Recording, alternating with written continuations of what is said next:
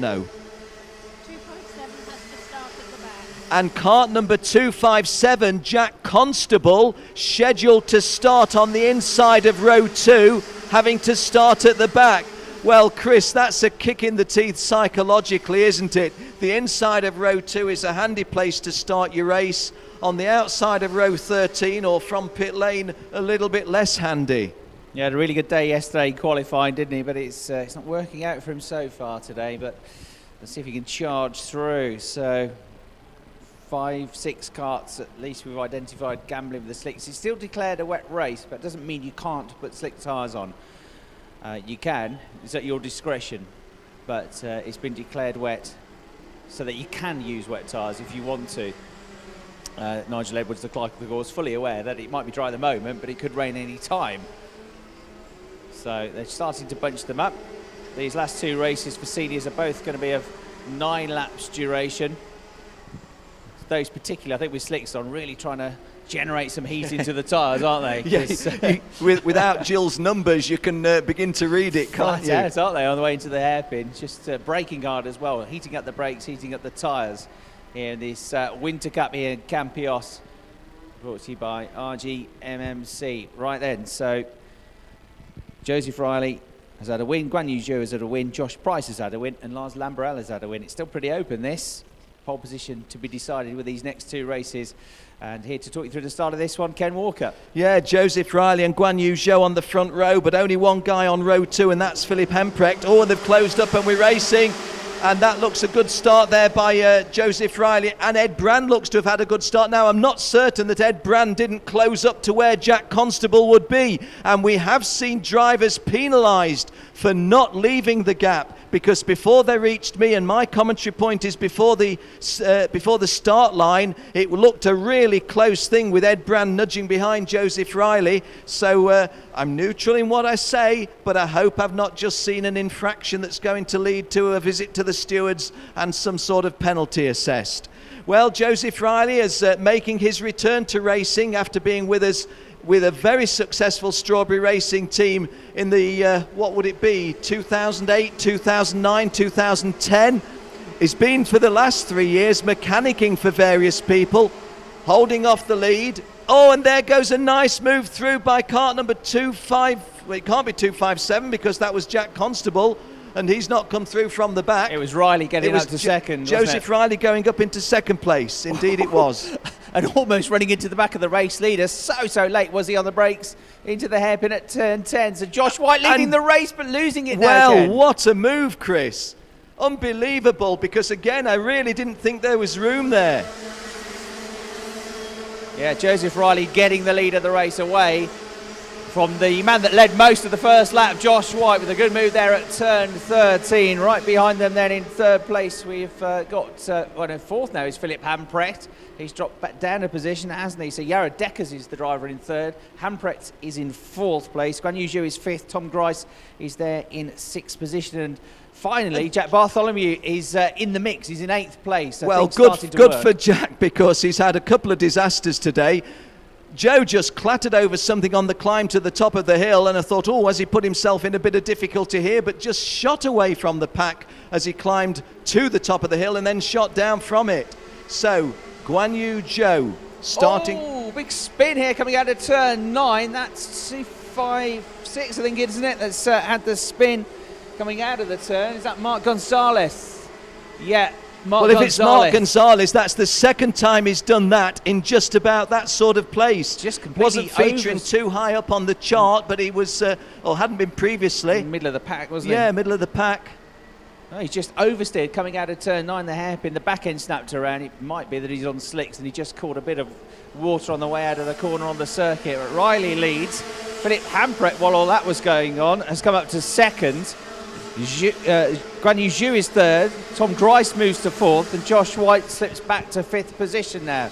So he loses a few places. Yara Deckers has also gone back to sixth, Up to 7th is Jack Bartholomew. We've lost somebody from that lead group.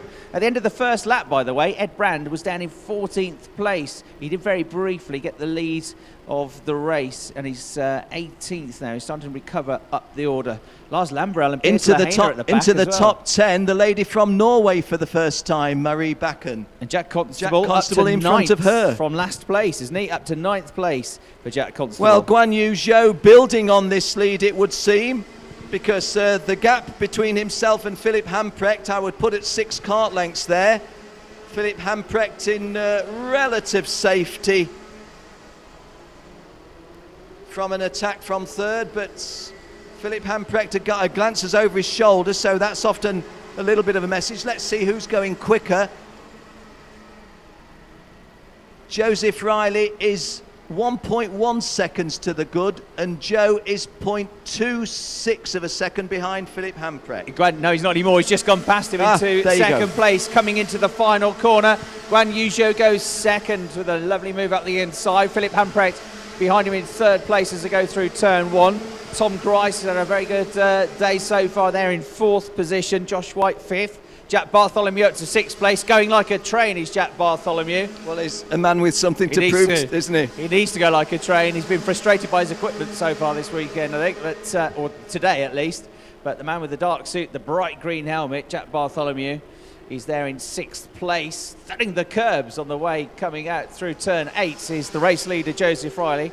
Guan Yu Zhou in 2nd place. So to remind you that both of these two leaders here have had a win apiece so far today, so it could be crucial, this result. It will be crucial in determining who gets pole position. It might not necessarily be one of these two, because there's another group of seniors to come after this. Ed Brand doesn't look like he's going to be at the front though, does he? Because he's having a nightmare in this race. We've spoken how Ed can feel fairly comfortable even when things aren't going quite his way, but this was definitely not in the script, Chris, and we're going to have to write in and say this was not an Ed Brand day. There he is. He's got the slick tyres on as well, don't forget. He got the lead of the race into turn 1. In terms of the... But he ran wide, so wide coming out of turn 1. This track again, flattering to deceive. It's still a lot greasier than it looks. Well, Ed Brand managing to hold on to the relatively lowly position that he was in. We called it at 18th place, I think, when Chris had a look down the screen. The guys who we've not mentioned, or I've not mentioned, Jack Constable up to 8th. Where did Jack start? He started at the back, didn't he? So from the very back to 8th place is a good drive by Jack Constable, and as with Jack Bartholomew, something to prove, I guess. They've not got anything to prove to us, but it's just that extra little adrenaline that you get when you've had that adversity. From the back as well, another stonking drive from Avo Talvar, the Estonian. He's a brilliant driving this weekend. Today, in all 3 races, he's had to come from the back, and he keeps getting himself up in the top 10. Joe Riley leads the way by 1.4 seconds from Guan Yu Zhou. Tom Grice there in 3rd, Philip Hamprecht 4th. The battle to watch is the one for 5th as they come screaming down towards the hairpin at turn 12 now, because Jack Bartholomew is getting closer and closer to the tail of Josh White. Josh is in 227, Jack is in kart 240, and here he goes at the inside into turn 13, clips the curve on the way through, runs wide into turn 14, they're still neck and neck. Josh White gets his nose back in front, and very briefly Jack Bartholomew was 5th, but he's back down to 6th. Now he's going to go for it again into turn 1, and he goes through into 5th place, and this time Jack should have it sorted. So Jack Bartholomew, good driving that from both of them, but it's Bartholomew that comes out on top in 5th place. Yes, you have to credit them as you have, on the basis that somebody driving in these circumstances could be just crashing the way through the field. Not so, that was sophisticated driving, and when just to our right at the end of the lap, the end of the previous lap, a proposed move didn't materialise, well, he just gritted his teeth, tried again, and on the exit from turn 1 on the next lap, made the move happen, and there he is now in that 5th place as a result. Good effort there, of course, by kart number 227, Josh White, in his part in it. Not always is it the case that the guy who's been passed is there for criticism, and the fact that Josh White decided, look, I'm not going to do anything silly, I'm going to try and defend, but once Jack was passed, Josh just got on with it. Well done to him. Yep, good stuff. And now the next thing to watch is 3rd place, because Philip Hamprecht looks like he's on a real charge here on this lap. He's closed up to the tail of Tom Grice. We'll see what the lap times compare, how they compare when they come through. Tom Grice does a personal best with a 1:17.8. Philip Hamprecht also a 1:17.8, but he's more than half a tenth quicker. So he goes for it now on the way up into turn 4. He's gone through. Philip Hamprecht up the inside, climbing up the hill, just slotted it inside Tom Grice, and Tom has had to concede that position. So down to 4th goes Grice. The order now: Riley leads, Guan Yu Zhou second, Grice third. Hamprecht third, Grice 4th, Bartholomew 5th, White is 6th. And as we've said more than once today, Chris, another driver stepping up from juniors, showing he's up to mixing it with the seniors. Philip Hamprecht, more impressive to me today than he had been in some of his later junior drives. You're right, absolutely right. Did get a little bit clattery in some of his later junior drives, but nice driving today. Yeah, it's suiting him, isn't it, the step up to seniors. Also in the top 10, we've got Yarrow Deckers going well again. Jack Constable still 8th. Deckers is 7th, Constable 8th. Vincent Fraze, I think, might be the first time in the top 10 for him today. He's 9th. And Murray Backen, the Norwegian, going well in 10th place still. We've got less than 2.5 laps to go, because they're coming out onto the start-finish straight and go through. 2 laps to go now then. The gap increasing to 1.6 seconds. And Joseph Riley, it's a bit Sebastian Vettel-like this, isn't he? He's got to the front and he's not making any mistakes. He's looking calm and cool. That said, he did have to come from 3rd place at one point in the first lap, yes, didn't he did. And I did make the point earlier on, Chris, when he was a racer in, what shall we say, his climb into the top of karting previously, he didn't look as smooth as this. He tended to be a little bit of a smash and grab merchant at times. Hope he's not going to be angry if he hears me say that. But this has been a most mature drive. I don't mean this one, I mean throughout the day. And yesterday in pole position, he was very much modest in the point of saying, well, I really am surprised that I'm on pole position. Didn't expect it, but wholly on merit. Just see him grabbing the hand control to operate the front brakes on the way into the hairpin. But everything is looking completely under control from Joseph Riley. Sedately glances over his shoulder to make sure the gap back to Guan Yu Zhou is still a comfortable one. Turns his head to look into the corner. Very minor movements on the steering wheel through most of the corners. It's a very smooth style that he's got here this weekend, and it's paying dividends. So Joseph Riley, on what's a relatively abrasive and sometimes quite bumpy circuit, smoothing things out. Onto the last lap he goes. So this could be his 2nd win of the day, and in the other race he was 2nd. 2 wins and a 2nd. It's going to be hard to dislodge him from that pole position tomorrow, isn't it, Ken? Yeah, I have to say, you majored on that earlier on today, and I was thinking, well, I don't think it's that wide open, but it's panned out that way. I guess we have to point to the changing conditions throughout, but also it's the early season. Some of the guys have surprised us with their form, and that's one of the illustrations of it. No real charge at the order for Ed Brands. He's 21st, he's going backwards on the slick tyres. Ed Brands doing 1:24s. On the wet tyres, Joseph Riley, the race leader, is doing 1:17s. And when you look at the track, it looks dry, doesn't it? Well, yeah, obviously it ought to be. Pierce Lehane went for slicks, didn't he? And he's not in the top 20. So clearly slicks was not the call. Pierce Lehane way down the order. In 22nd place. Lars Lambrell also way down the order, isn't he? Yeah. Savannah Courtney went for slicks. She's out of the top 20. Not the way to go, was it? Absolutely not. As the checkered flag comes out and Joseph Riley takes another storming win, Ken. Well, we can't praise him enough. He's come back from a 3-year sabbatical, let's call it that. He's been car racing in that 3 years, and he's also been mechanicking in RGMMC events for various people. He did tell us in the interview we heard a little while back that he felt he learned a lot mechanicking, gained a lot, perhaps I should say. Well, learned a lot, gained a lot, and he didn't feel that the time when he wasn't karting has been time wasted. He feels he's bringing a fuller package of knowledge after that 3-year term of mechanicking. Well, going on what you've been saying, Ken, it looks like he's just matured that bit more since coming back. Really impressed with him so far.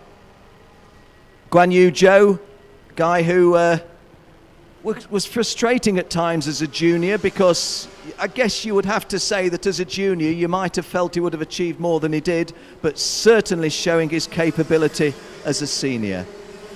Yeah, just looking at those lap times for the guys that opted for the slick tyres, Yeah. they were between 8 and 9 seconds a lap slower than the guys with wet tyres. But you made the point, Chris, as we stand here, only about 15 metres, maybe 20 metres from the tarmac, slicks would have seemed a good call from what we can see here. Shows what I know, doesn't it? Well, no, it's not a lack of knowledge on your part. It's just how deceptive it is and how hard it is to be able to make the right call, given we've got a 1,568-metre track. And then when you see Ed Brand is so experienced going, I'll put slick tyres on. And he hadn't really got a gamble. He's had a good day so far. Just consolidate it, really. Shows very, very There we go. deceptive, this track. Very deceptive indeed. Lesson learnt. Joseph Riley, the winner of the race then. Guan Yu Zhu in second place. So Joseph, there's still another set of races to come, but Joseph with 2 wins in the second, surely he's going to be on pole position tomorrow. Guan Yu Zhu has had a win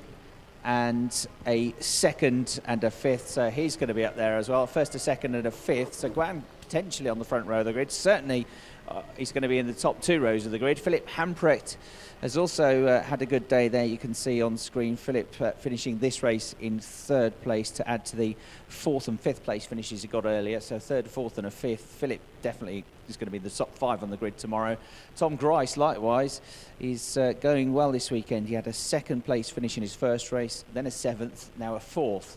So again, somewhere in and around the top 6, Tom Grice. Jack Bartholomew, I'm afraid, won't be in the top 6 because the first 2 heats he didn't start the first heat, and then dramas in the second one as well.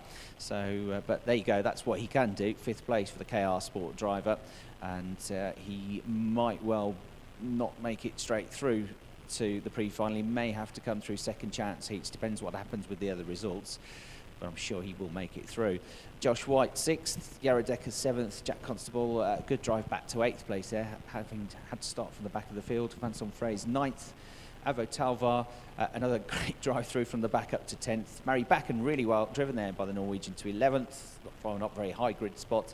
Matthias Hobart was 12th, Remo Rahula 13th, Cecile Martini 14th, Philip Volstead 15th, Tom Meyer 16th, Kevin Petit and Jack Weprin was 17th and 18th respectively.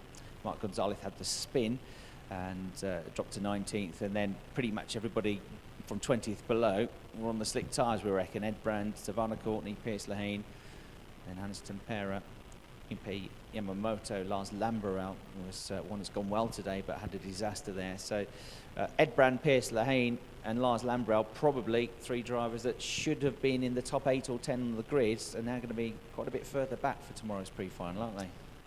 And Chris, interesting, Jill's telling me there's been some late decisions for tyres in this one. Well, you and I are going to say, well, yes, people who are going to gamble on slicks are saying it's not working.